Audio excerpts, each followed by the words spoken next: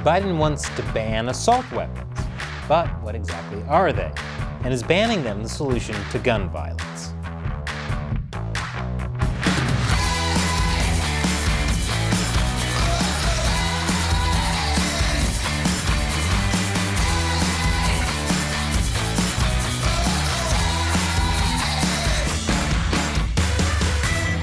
Welcome to America Uncovered. I'm Chris Chappell. Over the past 5 years, the U.S. has faced a record number of mass shootings. And this has raised a question. Should so-called assault weapons be in the hands of civilians? And again, anything with assault in the name is going to lead to some questions. Even if it's an assault teddy bear. It looks just like the other teddy bears, but with that name, maybe we should ban them. What is an assault weapon? Well, we'll dig into that a bit later. But tons of guns sold in the U.S. count as assault weapons, including versions of the AR-15, which millions of Americans own. Americans love AR-15s so much, I'm surprised they don't hand them out to tourists like Hawaiians giving out leis. Welcome to America.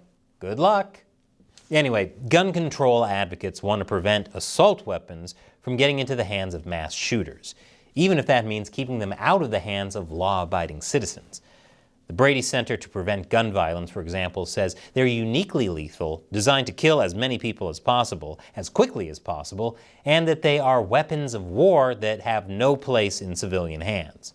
Meanwhile, Everytown for Gun Safety says prohibiting assault weapons can prevent mass shooting injuries and deaths. It's a tricky subject. Do you take away something that most people are using safely because a few people are using it recklessly? If so, then do you also ban people from having YouTube channels to prevent the next Paul brothers from being unleashed on the world? Is it worth the sacrifice? Many believe it is. After the shootings that took place earlier this year in Monterey Park and Half Moon Bay in California, followed by a separate shooting at a nightclub in Louisiana, President Joe Biden used the State of the Union address to call on Congress to ban assault weapons. Ban assault weapons now! Ban them now! And to toot his own horn. I led the fight to do that in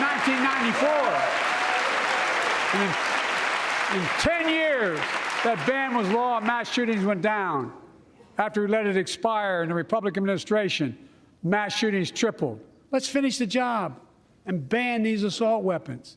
The law that he was referring to is the Public Safety and Recreational Firearms Use Protection Act, also known as the Federal Assault Weapons Ban. It was signed by then-President Bill Clinton to ban certain semi-automatic firearms that were classified as assault weapons. What exactly is an assault weapon? Wait for it, we'll get there. Anyway, Biden's putting pressure on Congress to pass a federal-level ban like the 1994 Federal Assault Weapons Ban, and to do it now, which is optimistic of him considering how long it takes Congress to do anything. By the time they get there, I'll probably be as old as Biden. There have been efforts to pass a federal ban, though. A bill to ban assault weapons passed in the House of Representatives in the wake of the Uvalde elementary school shooting last year, which is not terribly surprising given that Democrats controlled the House. But it was never considered in the Senate. Democrats didn't have enough seats to bring the bill to the floor for a vote. Like I said, waiting on Congress is a long, long game. Now that Republicans have the majority in the House, the likelihood of a ban being passed is even slimmer. But that doesn't stop Democrats from trying.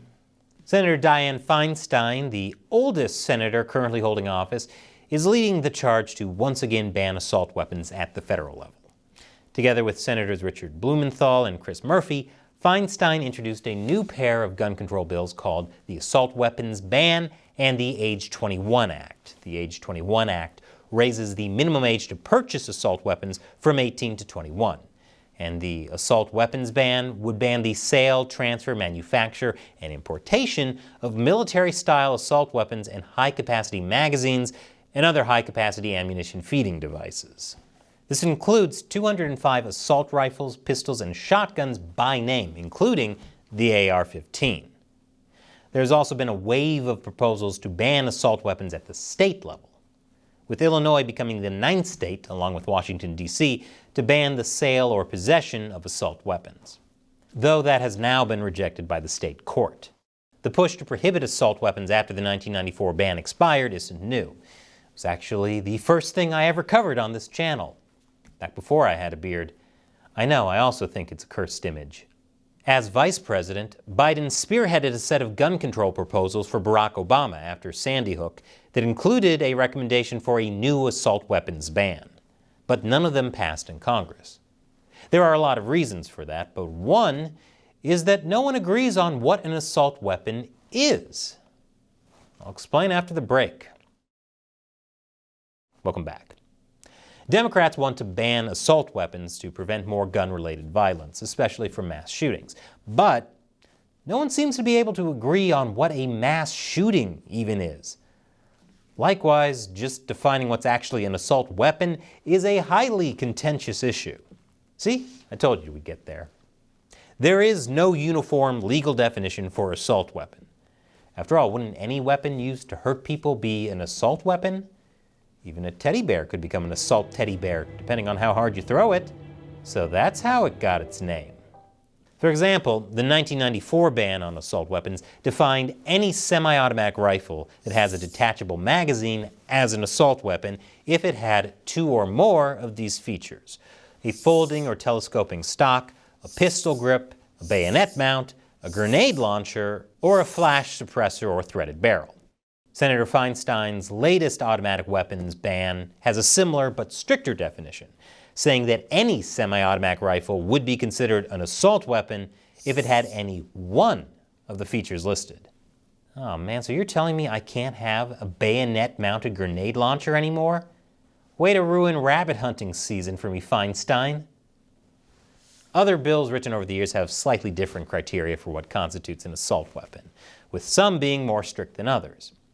Critics against assault weapon bans say the features that make a gun an assault weapon are more focused on cosmetics, not on increased lethality.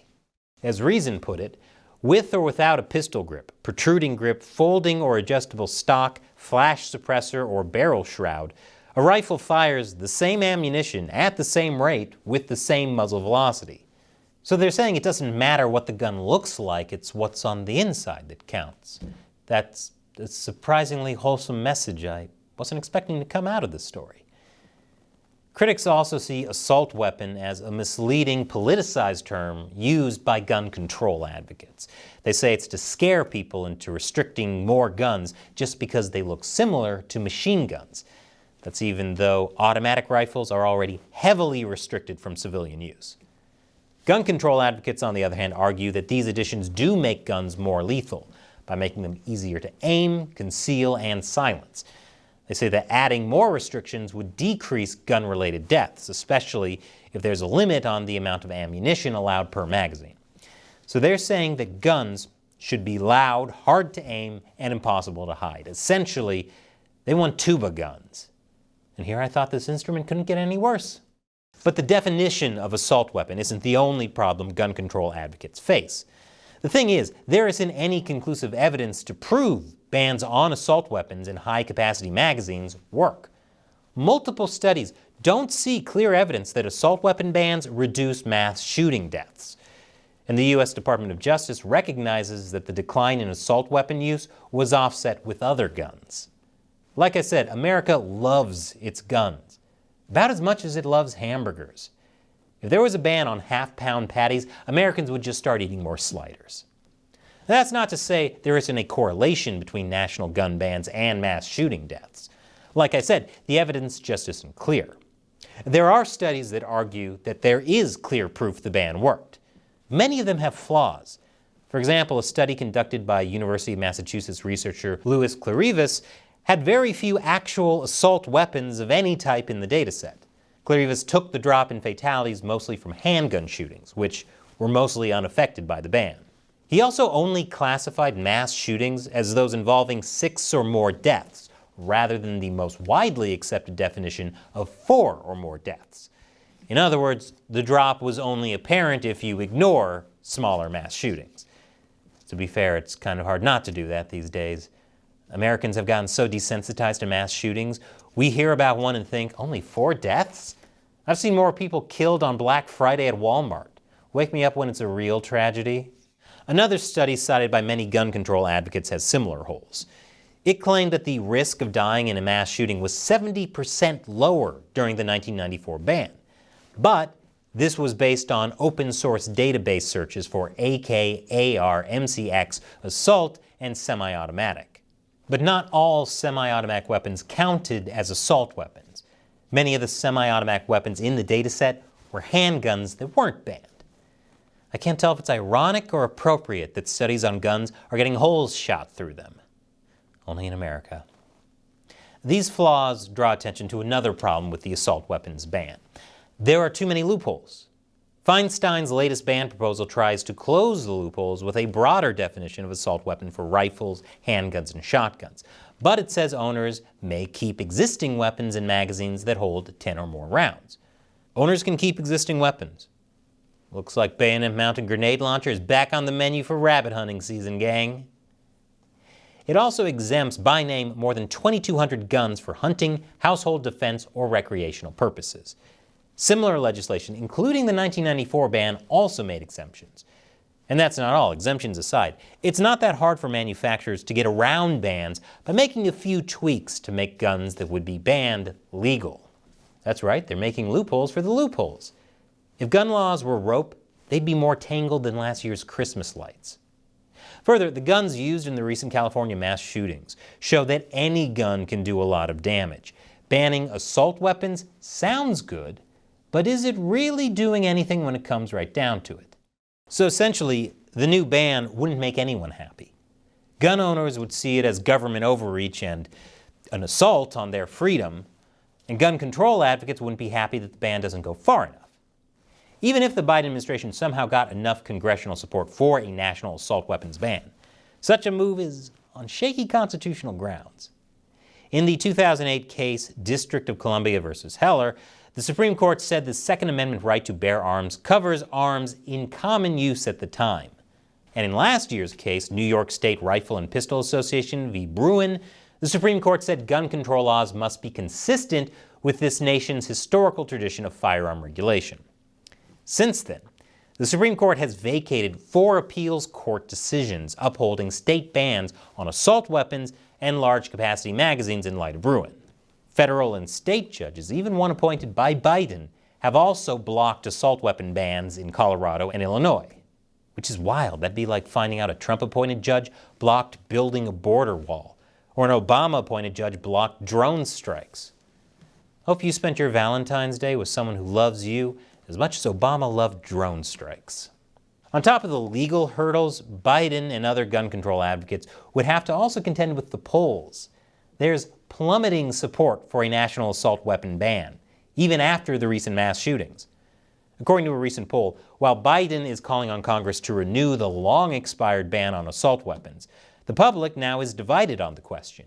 47% support such a ban, 51% oppose it. This is consistent with various other polls from 2022.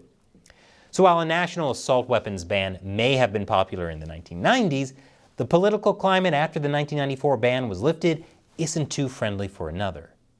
Even gun control groups a decade ago recognized how unfeasible it is to push for a national assault weapons ban by focusing on other policies, such as universal background checks. Those kind of laws have a much better chance of passing. Bans just aren't popular since, like I said, America loves its guns. So what do you think of assault weapon bans? Leave your comments below. If you like this show, remember that we rely mainly on direct support from viewers like you. All it takes is as little as $1 per episode over on our crowdfunding website, Patreon. Visit patreon.com/AmericaUncovered for more. Click the link below. Once again, I'm Chris Chappell. Thanks for watching America Uncovered.